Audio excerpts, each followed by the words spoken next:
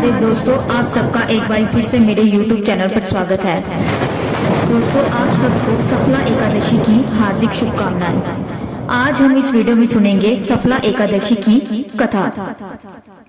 अर्जुन बोले, हे भगवान, पौष मास की कृष्ण पक्ष की एकादशी का क्या नाम है? उस दिन कौन से देवता की पूजा होती है और उसकी विधि क्या है? ये सब आप मुझे विस्तार पूर्वक समझाइए। श्री कृष्ण भगवान बोले, हे अर्जुन, प्रेम के कारण मैं तुम्हारे प्रश्नों का विस्तार सहित उत्तर देता हूँ। अब तुम इस एकादशी व्रत का महत्व सुनो। पौष माह की कृष्ण पक्ष की एकादशी का नाम सफला है। इस एकादशी के देवता नारायण हैं। इस एकादशी को पहले लिखी विधि के अनुसार व्रत करना चाहिए और नारायण जी की सफला नाम की एकादशी में मुझे ऋतु के अनुकूल फल अर्पण करें। मनुष्य को 5 सहस्त्र साल तपस्या करने से जिस पुण्य का फल मिलता है, वे पुण्य भक्ति पूर्वक रात्रि जागरण सहित सफला एकादशी का व्रत करने से मिलता है। हे अर्जुन, अब तुम सफला एकादशी की कथा ध्यान पूर्वक सुनो। चंपावती नगर में एक महिष्मान नाम का राजा राज्य करता था।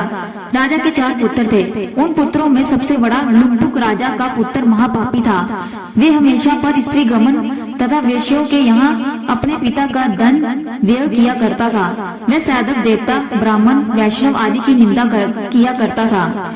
जब उसके पिता को अपने बड़े पुत्र के बारे में ऐसा समाचार ज्ञात हुआ, तब उसने उसको अपने राज्य से निकाल दिया। जब लुम्बक सबके द्वारा त्याग दिया गया, तब वे सोचने लगा कि अब मैं क्या करूं, कहां जाऊं। अंत में उसने रात्रि को पिता की नगरी में चोरी करने की ठानी। वे दिन में विश्राम करता और रात को अपने पिता की नगरी में जाकर चोरी करता तथा अन्य बुरे कर्म करने लगा। रात्रि में वे जाकर नगर के निवासियों को मारता तथा कष्ट देता। कुछ दिनों में संपूर्ण नगरी को समाप्त कर दिया। पहरेदार उसे पकड़ने पर भी पराए राजा के भय से छोड़ देते थे। जिस वन में वे रहता था, वे भगवान को बहुत प्रिय था।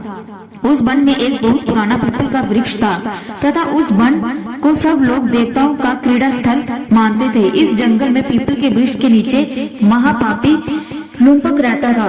कुछ दिनों के बाद पौष माह के कृष्ण पक्ष की दशमी के दिन वे वस्त्रहीन होने के कारण शीत के मारे मूर्छित हो गया।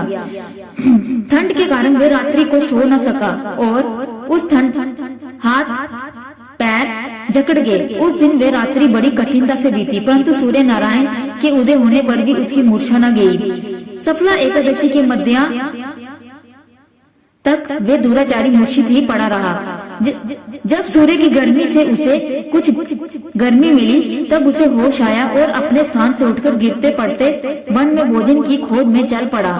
उस दिन वे जीवों को मारने में असमर्थ था, इसलिए जमीन पर गिरे हुए फलों को लेकर पीपल के वृक्ष के नीचे आया।